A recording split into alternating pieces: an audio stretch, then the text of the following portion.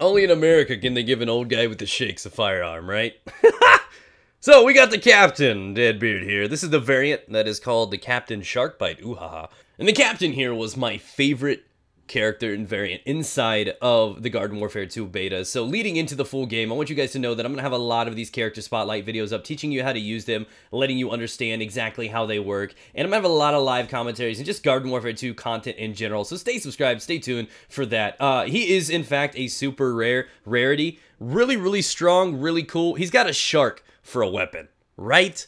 I mean, the captain himself may not have any teeth, but the shark makes up for it, so that's cool. And he's totally bringing the two-strap back with the octopus backpack. So just looking at him, he's just a hip grandpa, man. He's really cool. So I want to talk a little bit about what this guy's got going for him. So number one, the differences between him and the others. His primary weapon is what sets him apart from a lot of the other variants in the game. He is allowed to detonate his shot prematurely. This was also one of the biggest struggles I had with him, because naturally when you play a video game, you just keep shooting and shooting and shooting, and more bullets come out. The thing is his cannonball will only detonate when it hits a wall, you hit an enemy, or you pull the trigger again. You can, in fact, prematurely detonate the shot before it gets to a destination, and you can use it to your advantage if you learn how to master. That's where the difficulty for this guy comes in. So many times I just kept shooting, and I realized it would just explode 10 feet in front of me, and I'm like, why does this keep happening? And it's because every time you shoot after you've actually shot, assuming it's not hit something, you're going to force that cannonball to detonate. So when you want to directly hit somebody, you need to shoot, wait for it to hit the person, and then shoot again, because if you pull the trigger too soon, it's not going to hit them at all. So you need to learn how to master him. He's very rough to learn. But the extendo cannon's really cool. It hits 40 damage for a direct impact to a plant.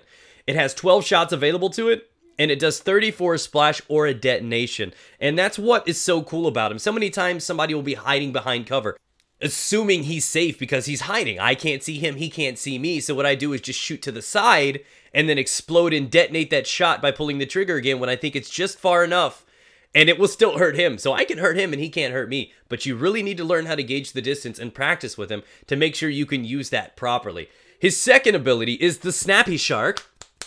And this guy is really cool. He's got very limited range though. And this is where the balance for this character comes into play. He does a lot of damage. 40 per impact, 30 for splash or detonation.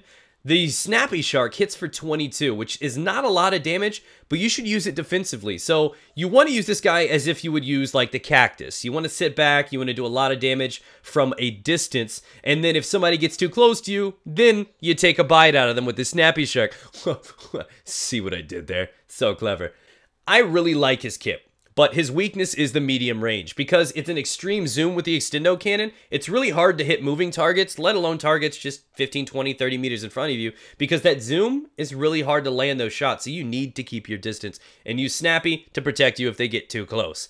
So that's how you use him. Other than that, he's got the basic ability and kit available to him from the Captain Deadbeard kit. So his first ability is in fact the Barrel Blast, and it's basically a big boom. I don't know the exact numbers on it because I didn't get to tamper with it enough in the beta, but it's cool. He dives inside a barrel where he's camouflaged, meaning he's barely noticeable.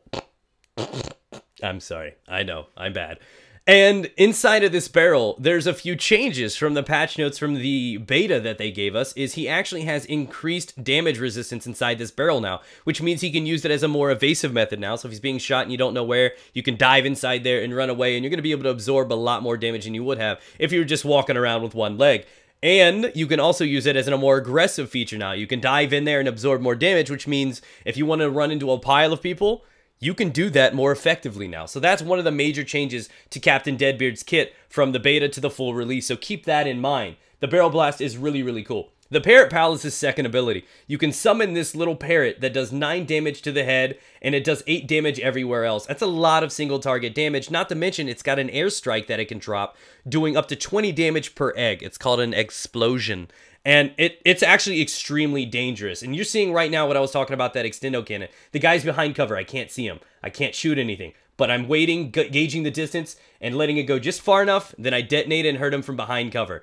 That's what's so cool about his kit. So, just back on track now. His third and final ability is the Cannon Rodeo, where you can saddle up on top of an actual cannon. It does 50 damage if you hit someone directly with that cannonball, and 20 for splash damage. So, Ladies and gentlemen, you're vulnerable when you get on top of that. I can't move, which means people can hurt me. So, kids, there's a right and a wrong time to whip out your cannon, and you just got to make sure you're doing it safe. So he is definitely a ranged character, but he's also an AoE-based character, meaning he does a lot of damage to a bunch of people, like in an objective game type, just like this. He's allowed to do splash damage from the cannon. The barrel hurts a lot of people on an explosion in an area, and the airstrike from the parrot does a lot of damage too. He's a really, really strong character.